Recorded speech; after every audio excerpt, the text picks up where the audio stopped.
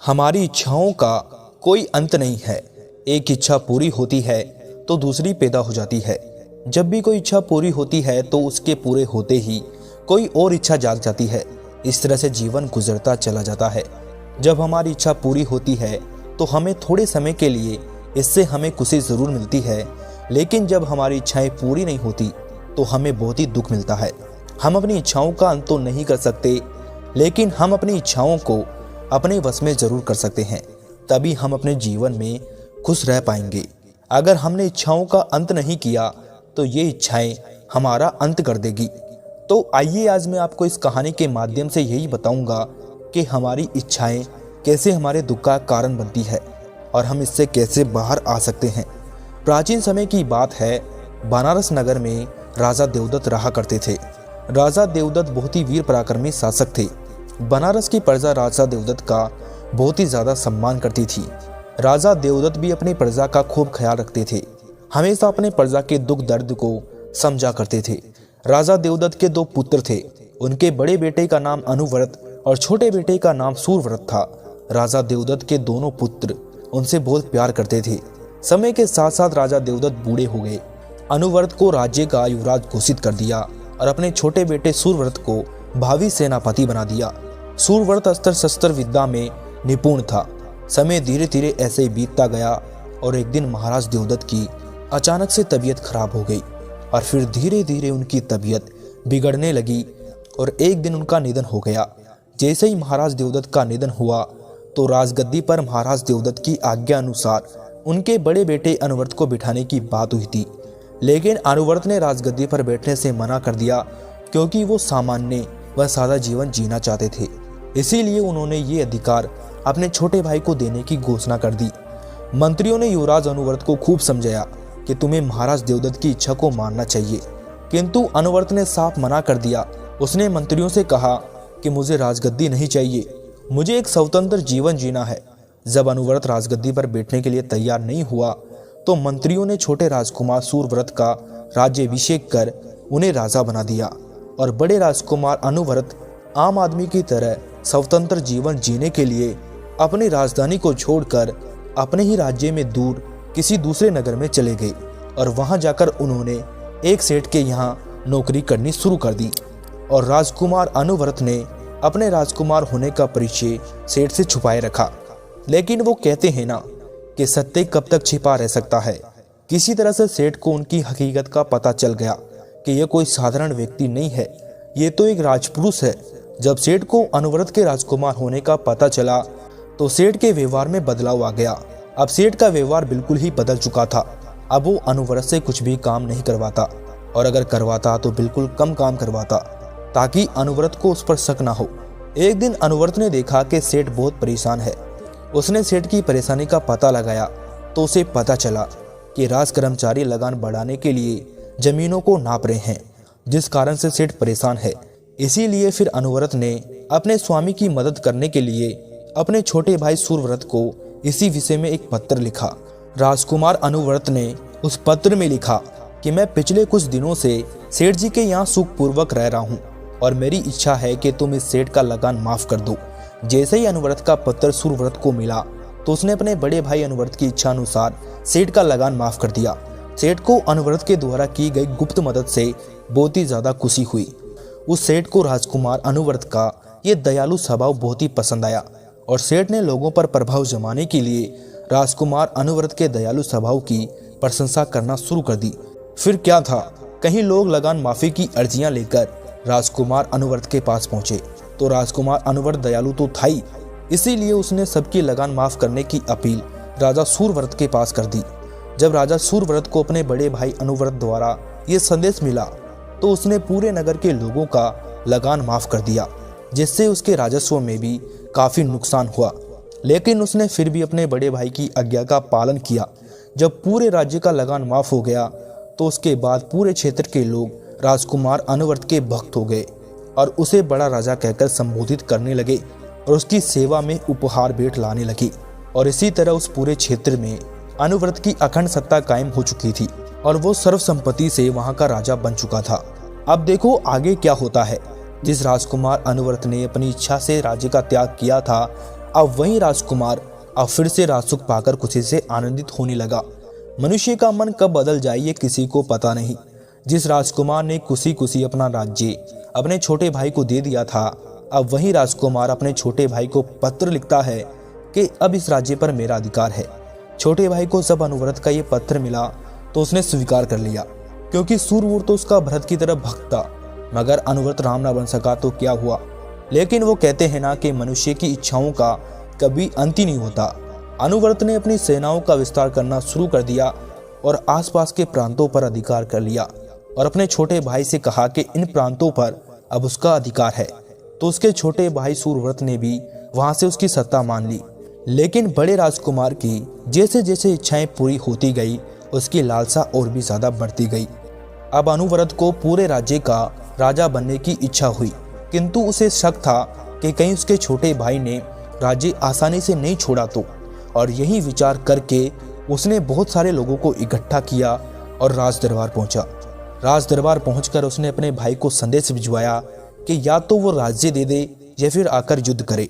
जब सूरव्रत को अपने बड़े भाई अनुव्रत का ये संदेश मिला तो सूरव्रत सोच में पड़ गया और उसने सोचा कि मैं तो बड़े भाई को ऐसे ही अपना राज्य दे देता, इसमें युद्ध करने की क्या जरूरत है। राजकुमार सोचने लगा कि बड़े भैया को ये अचानक क्या हो गया। पहले उन्होंने अपनी इच्छा से ही तो ये राज्य त्याग किया था और अब युद्ध करने की बात कर रहे हैं। अगर उन्हें राज्य ही चाहिए तो वो मेरे से सीधे आकर बोल दे, मैं उन्हें राज्य ऐसे ही दे दूंगा। युद्ध करने पर अगर बड़े भाई की मृत्यु हो गई तो कल बदनामी होगी और यदि समर्पण करता हूँ तो कायर माना जाऊंगा। फिर भी उसने अपने बड़े भाई को उसकी राजगद्दी वापस देने के लिए मंत्रियों से सलाह करके उसे सम्मानजनक राज सिंहासन पर बिठा दिया और इसके बाद बड़े राजकुमार अनुव्रत बनारस के राजा बन गए। उसकी सभी लालसाएं पूरी हो गई, लेकिन फिर भी उसकी तृष्णा समाप्त नहीं हुई। उसकी इच्छाओं का अंत नहीं हुआ। अब उसके मन में और एक नई इच्छा जागृत हुई। अनुव्रत सोचने लगा कि उसे अपना राज्य बढ़ाना चाहिए। फिर उसने पड़ोस के राज्यों को हथियाना शुरू कर दिया। वो कहते हैं ना कि जब मनुष्य के भीतर लालच प्रवेश करता है तो सबसे पहले उसके विवेक को मारता है। लालच में अंधा होकर मनुष्य को कुछ भी नजर नहीं आता, उसे सही गलत का कोई होश नहीं रहता। इसीलिए वो सभी राज्यों को हड़पना चाहता था और राजकुमार की इन बढ़ती इच्छाओं के कारण सभी मंत्री बहुत ही परेशान थे। लेकिन राजकुमार अनुव्रत के राज दरबार में एक बहुत ही बुद्धिमान मंत्री था। उसने छोटे राजकुमार सूरव्रत को अपने पास बुलाया और उनसे कहा कि बेटा, बड़े राजकुमार की इच्छाएं तो बढ़ती जा रही है। अगर इनकी बढ़ती हुई इच्छाओं को नहीं रोका गया तो एक दिन हमारा राज्य नष्ट हो जाएगा। मंत्री की बात सुनकर छोटे राजकुमार सूरव्रत ने मंत्री से कहा कि हम क्या कर सकते हैं मंत्री जी, बड़े भाई को पता नहीं क्या हो गया, मुझे तो कुछ समझ में ही नहीं आ रहा। तब उस वृद्ध मंत्री ने छोटे राजकुमार को एक युक्ति बताई और वो युक्ति ये थी कि कोई ऐसा व्यक्ति हो जिसे राजा न जानता हो और वो व्यक्ति राजा के पास आए और उन्हें अकेले में ले जाकर एक गुप्त सूचना दे और राजा से बोले कि मैंने 3 नगर ऐसे देखे हैं जहाँ पर बहुत सारी धन संपदा है, जहाँ पर घर घर में सोना भरा है। आप उन नगरों को अपने अधिकार में कर ले। जब बड़े राजा ऐसा सुनेंगे तो वो पड़ोस के राज्यों पर अधिकार करने का विचार त्याग देंगे और उन राज्यों की खोज में लग जाएंगे, जिससे हमारे राज्य पर कोई भी खतरा नहीं आएगा। छोटे राजकुमार ने ऐसा ही किया। उसने एक ऐसे व्यक्ति को ढूंढा जिसे राजा नहीं जानता हो और उसे वृद्ध मंत्री द्वारा कही गई सारी बात को समझा दिया। उस व्यक्ति ने वैसा ही किया जैसा छोटे राजकुमार ने उसे करने को कहा था। जब बड़े राजकुमार ने ये सुना तो वो सुनते ही लोभ में अंधा हो गया और उन नगरों पर चढ़ाई करने को बेताब हो उठा। वो व्यक्ति अपना काम करके चला गया। राजा ने तुरंत ही अपने मंत्रियों को बुलाया और उन 3 नगरों के बारे में बताया और जल्दी से उन पर चढ़ाई करने के लिए सेना तैयार करने का आदेश दिया और अपने मंत्रियों से कहा कि मैं अति शीघ्र इन नगरों को जीतना चाहता हूँ। जब मंत्रियों ने राजा से पूछा कि महाराज वे नगर कहाँ है, तो राजा हैरान हो गया और हैरान होकर बोला कि ये तो मुझे भी नहीं पता, मैंने उस व्यक्ति से ये तो पूछा ही नहीं। उस व्यक्ति को पकड़ो और उससे पूछो जो अभी अभी मुझे ये बताकर गया है, यहीं कहीं बाहर होगा, उसे जल्दी ढूंढो। राजा का आदेश मिलते ही मंत्री ने स्वयं जाकर उस व्यक्ति को ढूंढा, किंतु उसे ऐसा कोई व्यक्ति नहीं मिला जो अभी अभी राजा को यह संदेश देकर गया था। उसने वापस आकर राजा को बताया कि बाहर तो दूर दूर तक कोई भी ऐसा व्यक्ति नहीं है। जब राजा ने मंत्री की ये बात सुनी तो राजा को गहरा आघात लगा, जैसे उसका सब कुछ छिन गया हो। वो छटपटाते हुए कहने लगा कि हाय, अब क्या होगा। उन नगरों के बारे में सुनते ही मैं इतना उत्तेजित हो गया था, ना तो मैंने उस व्यक्ति का आदर सम्मान किया और ना ही नगरों का पता ठिकाना पूछा है। हे ईश्वर, 3-3 स्वर्ण नगर मेरे हाथों से निकल गए। अब ढूंढूं भी तो कैसे? उसका पता तक नहीं पूछा, कैसे मिलेंगे अब वो मुझे? अब राजा इसी संकोच में चिंतित रहने लगा और उन नगरों को याद कर करके दुखी रहने लगा। उसे अंदर ही अंदर इतना दुख हुआ कि उसके आंतरिक दुख से अतिसार हो गया। वह बीमार पड़ गया। नगर के हकीमों को बुलाया गया, वेदों को बुलाया गया।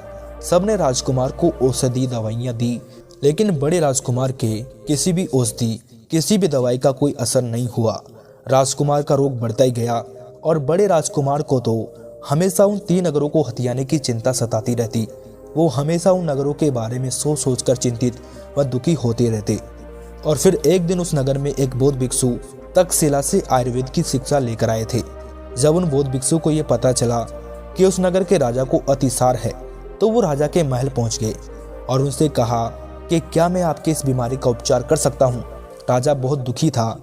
जब राजा ने उस बौद्ध भिक्षु की बात सुनी तो वो गुस्से में बोला कि बड़े बड़े वेदों के इलाज करने के बाद भी जब मेरा ये रोग ठीक ना हो सका, तो तुम अनाड़ी मेरा उपचार कैसे करोगे? तुमसे मैं अपना इलाज कराने की तो सोच भी नहीं सकता। मैं अपने इस कष्ट से छुटकारा पाना चाहता हूँ, इसीलिए मैंने नए वेद को बुलाने के लिए कहा था जो मेरी इस बीमारी को ठीक कर सके, क्योंकि मेरी इस बीमारी को सभी वेदों ने असाध्य बताया है। तो तुमसे क्या होगा? तुम तो व्यर्थ में ही कोशिश करने आए हो। राजा की बात सुनकर बौद्ध भिक्षु ने धैर्यपूर्वक कहा कि महाराज, अगर प्रयत्न सही हो तो असाध्य रोग भी सही हो जाते हैं। आप मुझे कृपया करके ये बताइए कि इस रोग की शुरुआत कब व कैसे हुई? बौद्ध भिक्षु की बात सुनकर राजा पीड़ा से कराते हुए बोला कि अनाड़ी वेद, रोग की कहानी सुनकर क्या करेगा? कोई दवा है तो दे, वरना यहाँ से चले जा। राजा की बात सुनकर बौद्ध भिक्षु मुस्कुराए और उनसे बोले कि रोग की पूरी जानकारी होने पर ही दवा दी जा सकती है। रोग के मूल का पता चलने पर ही उसे निर्मूल समाप्त किया जा सकता है। बौद्ध भिक्षु की बात सुनकर राजा ने तीनों नगरों के बारे में पूरी बात विस्तार से बता दी और अंत में बोला कि बस उसी से मेरे दिल को ऐसा धक्का लगा है कि मैं पूरी तरह टूट गया। हर समय उसी के नुकसान के बारे में सोच सोच कर परेशान रहता हूँ। इसका मुझे इतना दुख है कि मैं बता नहीं सकता। जब बौद्ध भिक्षु ने राजा की पूरी बात सुनी तो वो राजा से बोले कि महाराज, एक बात बताइए, क्या चिंता करने से आपको सभी नगर मिल जाएंगे?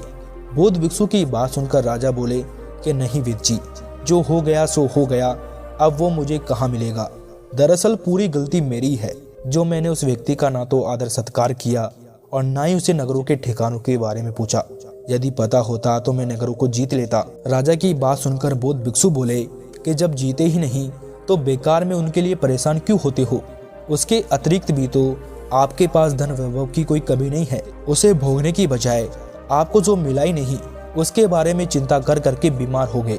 फिर बौद्ध भिक्षु ने राजा को समझाया कि आवश्यकता से ज्यादा वैभव की लालसा ना कीजिए महाराज। एक मनुष्य की आवश्यकता क्या है? उसके लिए एक बिस्तर ही काफी होता है। फिर 4 बिस्तरों की क्या ही जरूरत है? वो 4 बिस्तरों पर एक साथ तो नहीं सोता। फिर एक को पाकर 4 की लालसा क्यों? जो आपके पास है वो काफी है, उसको भोगिए। अब और नगरों को लेकर आप क्या करोगे? वो आपके लिए फालतू होंगे और फालतू की चीजों के लिए अपने इस मूल्यवान जीवन को नष्ट करना मूर्खता है। इसीलिए तृष्णा का त्याग कर कर संतोष को अपनाइए। राजा को बौद्ध भिक्षु की बातें समझ में आने लगी। वो बोले कि हाँ वेद जी, आप ठीक कह रहे हैं। अधिक धन पाने की लालसा ने मुझे अंधा बना दिया। अब आप ही मुझे कोई ऐसी दवा दीजिए जिससे मेरे पेट का दर्द ठीक हो जाए और मैं जल्दी से रोग मुक्त हो जाऊं। राजा की बात सुनकर बौद्ध भिक्षु बोले कि ये रोग पेट का नहीं है, ये रोग मन का है और इस रोग के लिए मैंने आपको सर्वगुणकारी ज्ञान औषधि दे दी है और यही औषधि आपके काम करेगी। आप चिंता का त्याग कर दीजिए, उसे निकाल फेंकिए, आप जल्दी ही स्वस्थ हो जाएंगे। इतना कहकर वो बौद्ध भिक्षु वहां से चले गए। इसके बाद राजा अनुवर्त ने भी बीती बातों को भुलाकर प्राय धन की तृष्णा छोड़ दी और धीरे धीरे उनका मन स्वस्थ व शांत हो गया और कुछ ही दिनों में वो बिना दवाई के ही रोग मुक्त हो गए। तो देखा दोस्तों आपने, इच्छाओं का कोई अंत है ही नहीं, एक के बाद दूसरी आ जाती है। प्राणी इन्हीं की तृप्ति में जीवन गंवा देता है। अनावश्यक इच्छाओं का दमन करके ही जीवन में सुख शांति मिलती है और आनंद का अनुभव किया जा सकता है। हमारी इच्छाएं हमारे जन्म के साथ शुरू हो जाती है और तब तक रहती है जब तक हमारी मृत्यु नहीं हो जाती। जब मनुष्य जन्म लेता है तब से उसकी इच्छाएं शुरू होती है और वो तभी अपनी इच्छाओं की पूर्ति में लग जाता है। अच्छा चलो मुझे ये बताओ कि एक मनुष्य को जीवन जीने के लिए किन किन वस्तुओं की आवश्यकता होती है? भोजन, पानी और वस्त्र। और अगर मनुष्य के पास ये है तो वो सुखी है, क्योंकि इसके अलावा अगर हमारे पास और कुछ नहीं है तब भी हम अपना जीवन आसानी से जी सकते हैं। लेकिन आजकल मनुष्य बेहतर की चाहत में अपना मूल्यवान जीवन नष्ट करने पर तुले हुए हैं। गरीब व्यक्ति अमीर बनना चाहता है और अमीर व्यक्ति करोड़पति बनना चाहता है। जिसके पास घर में साइकिल है, मोटरसाइकिल है, वो कार खरीदने की इच्छा रखता है। मतलब इस संसार में मनुष्य के पास चाहे सब कुछ हो, लेकिन वो फिर भी संसार में सबसे आगे निकलने की कल्पना करता है। वो चाहता है कि मैं संसार का सर्वश्रेष्ठ इंसान बन जाऊं और फिर इसी चक्कर में वो अपना सारा जीवन अपनी सारी इच्छाओं को पूरा करने में लगा देता है और असली जीवन का आनंद नहीं ले पाता है। अच्छा मुझे ये बताओ कि क्या तुम मरते समय ये धन दौलत लेकर अपने साथ जाओगे? नहीं लेकर जाते ना, तो फिर पूरे जीवन इसी को कमाने के पीछे क्यों दौड़ते रहते हो? सब इसी संसार में रह जाएगा, आपके साथ कुछ भी नहीं जाएगा, तो फिर क्यों आप धन दौलत के पीछे भागते रहते हो? वर्तमान में रहकर अपने जीवन का आनंद लो, अपनी आवश्यकताओं की पूर्ति करो, ना कि इच्छाओं की, क्योंकि हमारी इच्छाओं का कभी अंत नहीं होगा।